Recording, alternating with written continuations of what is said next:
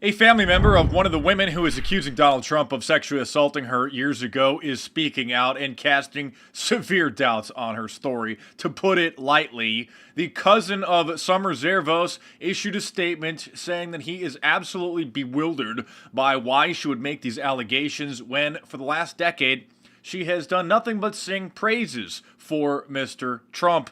I'll read you some of his statement. By the way, this is the same woman who, just a few months ago, reached out to the Trump campaign through Donald Trump's assistant in an email that has just been released, singing praises for Donald Trump and trying to help him promote his campaign.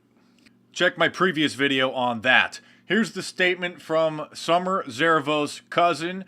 I'm completely shocked and bewildered by my cousin Summer Zervos and her press conference today. Ever since she was on The Apprentice, she's had nothing but glowing things to say about Mr. Trump. For almost a decade, my cousin would talk about how much she looked up to Mr. Trump and viewed him as an inspiration. A success story she wanted to copy. Summer would also talk about how kind and caring Mr. Trump was on the show and how he would even visit children in hospitals without telling the press. She has praised the good things he's done for her life, and in fact, she converted her friends and our family to become Trump supporters, even though we've never been active in politics before. That was until Summer invited Mr. Trump to her restaurant during the primary and he said no. I think Summer wishes she could be on reality TV, and in an effort to get back, she's saying all these negative things about Mr. Trump. That's not how she talked about him before. I can only imagine that Summer's actions today are nothing more than an attempt to regain the spotlight at Mr. Trump's expense, and I don't think it reflects well. Signed, John Barry, Mission Viejo, California, first cousin of Summer Zervos. Like I said, the Trump Organization has now released the email that she sent to them inviting Trump to the restaurant, saying that Donald Trump was cut from the same cloth as her honest and hardworking staff, and now all of a sudden she's just had a complete 180. Doesn't make any sense at all unless she is a complete con artist.